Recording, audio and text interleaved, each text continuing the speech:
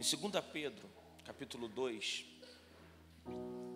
diz assim: assim como no meio do povo surgiram falsos profetas, assim também haverá entre vós falsos mestres, os quais introduzirão dissimuladamente heresias destruidoras, até o ponto de renegarem o soberano Senhor que os resgatou, trazendo sobre si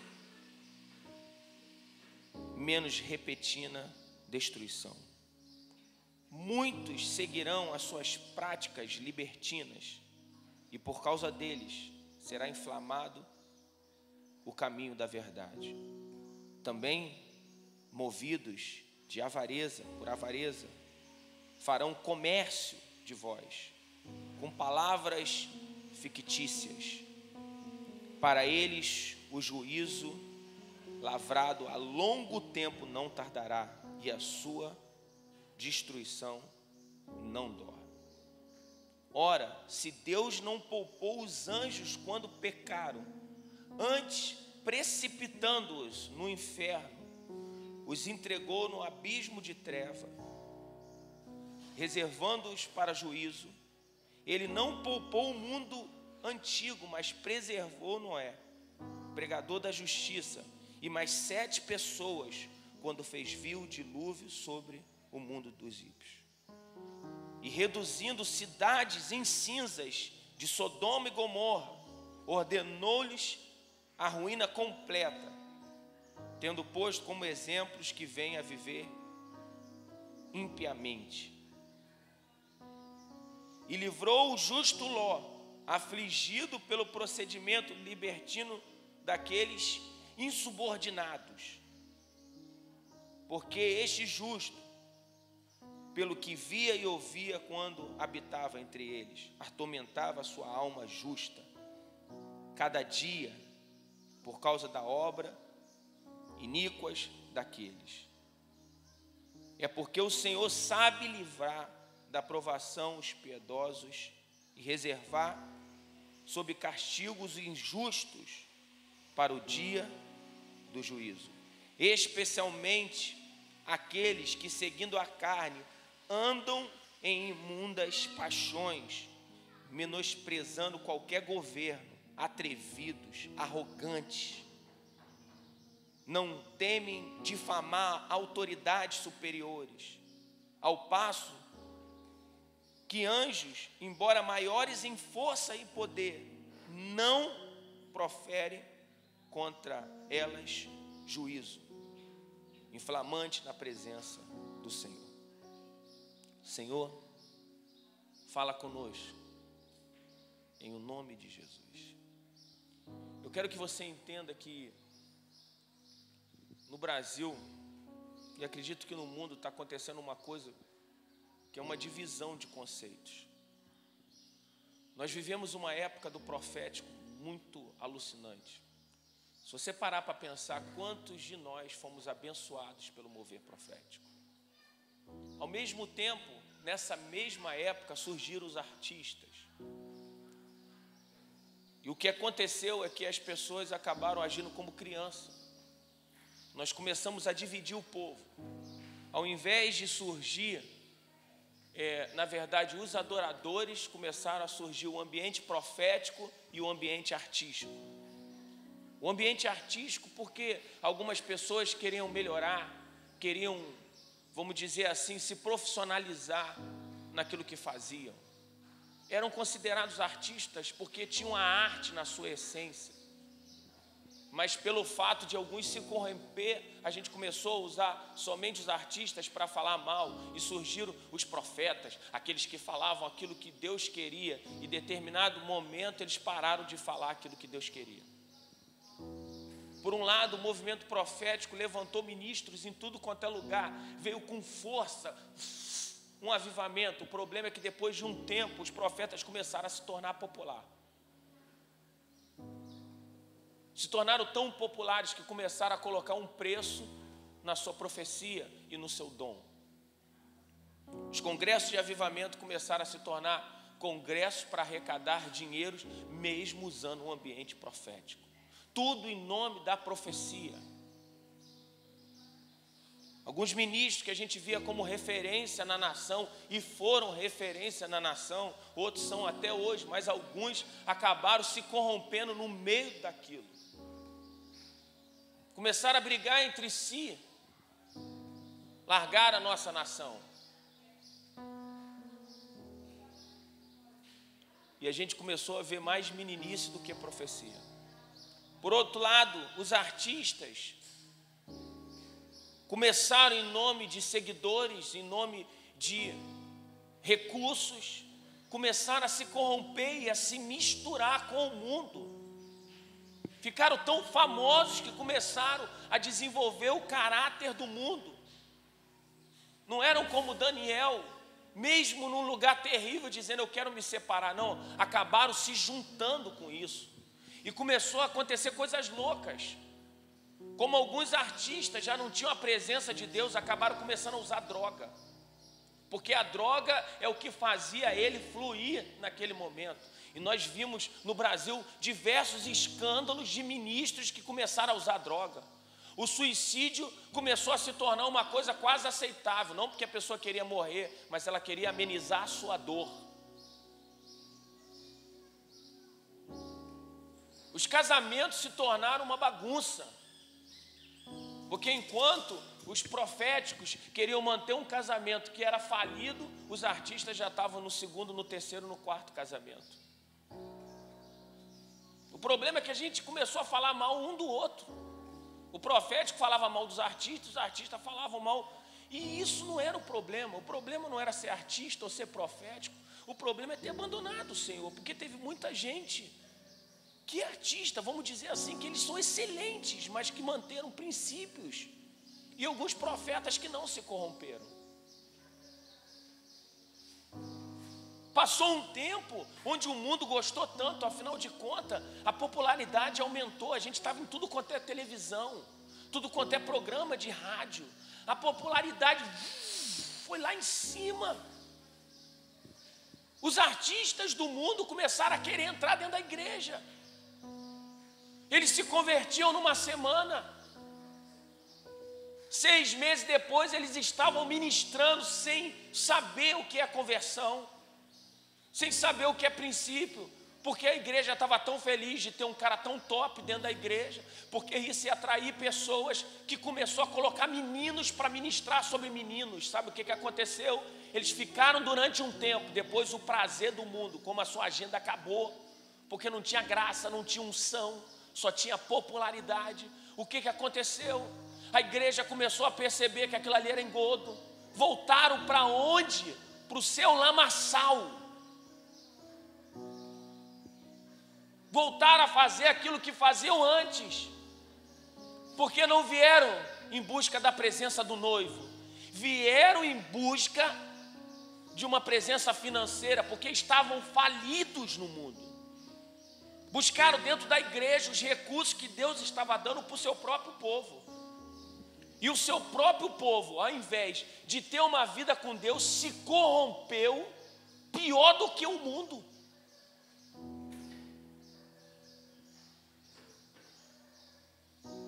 Você já pensou o que é isso?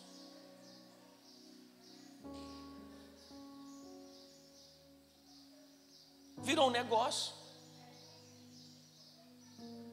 O inimigo começou a matar os profetas, dando popularidade para eles. Porque enquanto eles não tinham muita popularidade, eles eram apaixonados. Mas eles começaram a ficar popular. E começaram a se tornar Jonas. Não, calma aí. Se eu falar determinado assunto em determinada conferência, nunca mais vão me trazer. Sabe o que aconteceu com eles? Começaram a se contaminar. Começaram a abrir concessões ministeriais. Essas concessões começaram a crescer e crescer a ponto de já não existir mais profecia. Era uma palavra que pegava, que encantava pessoas, mas que não tinha uma vida prática. Muitos ministros começaram a perder o vínculo com a igreja local. ministravam, cantavam, gravavam CD, mas não tinham nenhum vínculo com a igreja de Cristo. Eles somente usurpavam e usavam o dinheiro que a igreja de Cristo dava para eles. Não tinham pastor, não tinham cobertura. Você perguntava, e aí, cara? Não, cara, sou líder de nações. E quem está sobre você? Ninguém, porque não se submetiam a ninguém. A igreja protege a nossa humanidade. O ego se tornou tão alto que alguns se acharam o melhor do mundo e outros fizeram sua imagem e semelhança. Começaram a vender a sua imagem e a sua semelhança.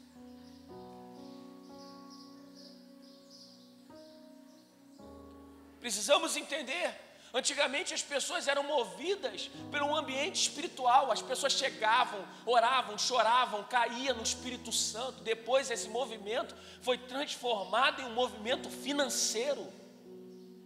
Tudo estava relacionado a quanto eu poderia receber para essa geração de Judas. O que vocês me dão em troca de Jesus? O problema não era 30 moedas. O problema é que 30 moedas valia mais do que Jesus. Tanto o movimento profético, artístico, eu estou falando dos corrompidos, eu não estou falando daqueles que são de Deus. Uma vez eu pedi muito perdão para muitos artistas, porque os caras são de Deus demais. Eles ganharam a popularidade, mas manteram a sua essência. Também pedi perdão a muitos profetas, porque manteram firme. É que a gente tem a tendência a julgar os irmãos, não é verdade? A gente vai no ambiente, eu fui num ambiente uma vez que só tinha artista, eu falei, cara, que ambiente do céu, porque eles eram excelentes demais, eles tinham um nível de adoração lá em cima, com qualidade, com tudo, mas tinham um coração no reino, e eu falei, meu Deus, o que é isso? Eu não estou falando de um ou de outro, eu estou falando daqueles que são falsos profetas,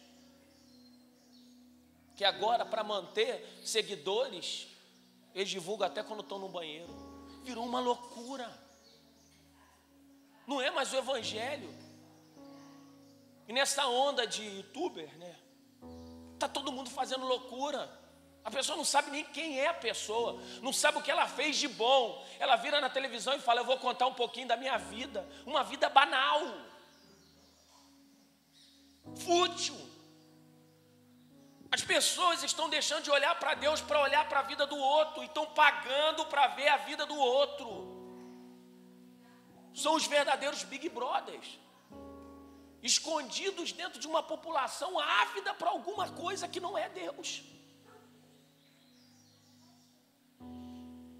Alguns profetas sendo massacrados porque eles fazem uma música que é de Deus, que é para Deus, mas não se enquadra na mídia, não se enquadra no tempo que vai tocar numa rádio, não se enquadra em um padrão.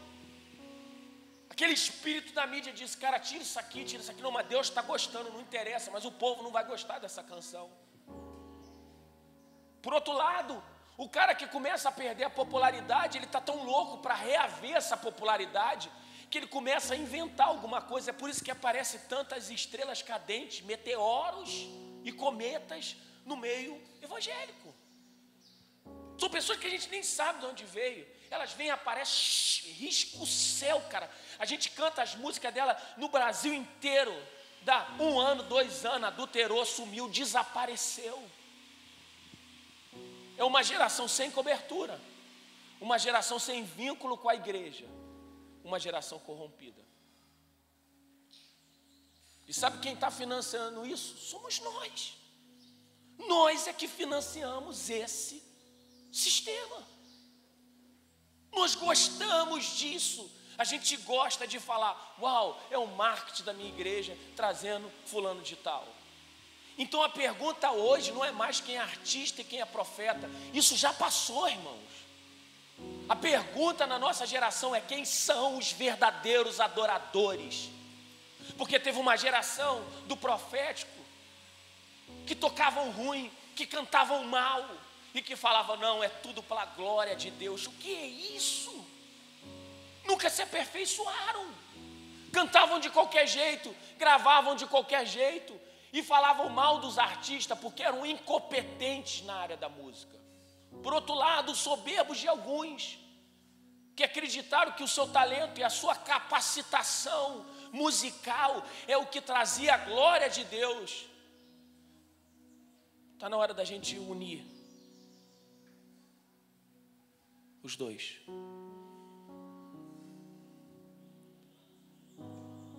Está na hora da gente sair das mídias. Ou então está na hora da gente influenciar as mídias. Eu me lembro de uma coisa que um pastor amigo meu, Marcos Salles, que é um cara muito de Deus, ele disse uma coisa: o problema não é ser popular, o problema é o que eu faço com a minha popularidade. O problema não é eu ir num lugar onde só tem ímpio. O problema é se eu entro nesse lugar e eu não transformo as pessoas.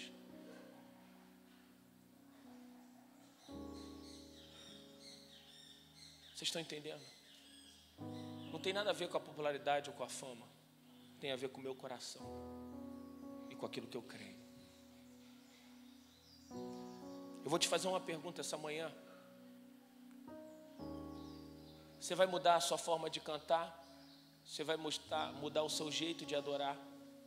Você vai mudar a sua pregação só para se adaptar a esse sistema? Ou você vai fazer aquilo que Deus tem para você? Porque acredite, quando eu escutei isso do pastor Eberson, em 2018 o entretenimento vai começar a acabar. Porque as pessoas começaram a tocar de uma forma como nunca tocaram no noivo. E essas pessoas não vão aceitar qualquer coisa. Vai acontecer uma onda sobre a igreja do Brasil, que vai surgir muitos adoradores, alguns anônimos, outros muito famosos, mas que serão representantes da glória de Deus de uma forma tão tremenda que o entretenimento vai acabar. As pessoas não vão aguentar mais escutar esse discursinho de que não, elas vão querer alimento, porque escute uma coisa, eu tenho certeza que isso acontece na sua igreja. Existem pessoas que estão famintas pela glória de Deus.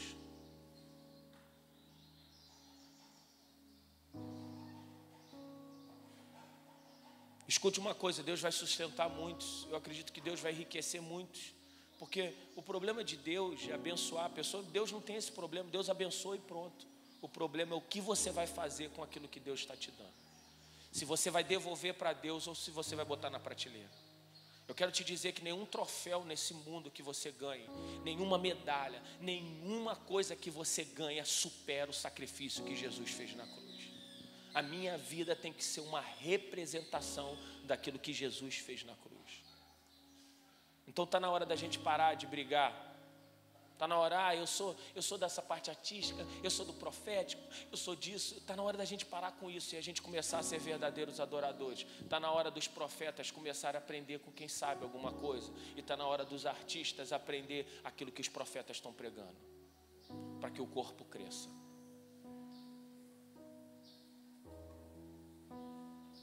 Não somos profissionais da fé. Não tem como ensinar uma pessoa a carregar a cruz de forma profissional.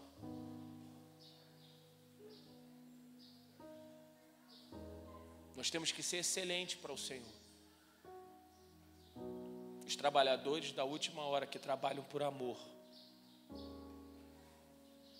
O ministério pastoral, o ministério na igreja, é um ministério vocacional. Nós somos vocacionados para a obra do Senhor. Não é uma hierarquia que você chega na igreja, você ganha um carguinho, aí você melhora mais um pouquinho, aí você é promovido e ganha mais uma coisa. É por isso que tem tanta gente doente. É vocacionado. Você é chamado por Deus. Não é fruto de 4 anos de estudo. É muito bom estudar, mas 4 anos de estudo não vai te tornar um pastor. O que vai te tornar um pastor é a chamada divina do próprio Deus. Tem gente que termina o seminário e começa a perturbar o pastor. Pastor, eu preciso ser pastor porque eu terminei meu seminário. Isso não é o que vai ser. O que vai ser é a sua vocação. E essa manhã eu só queria falar isso com vocês. E eu encerro agora. Eu queria que você fechasse seus olhos e perguntasse para Deus: Deus, qual é a minha vocação? Fecha seus olhos. O que o Senhor me chamou para fazer que eu não tive coragem de fazer?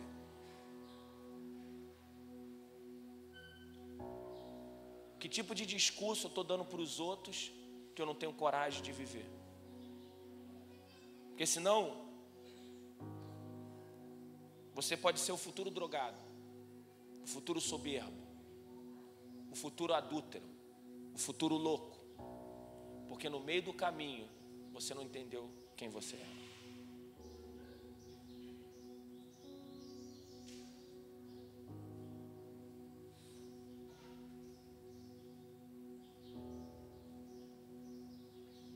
Ore ao Senhor, fale com Deus.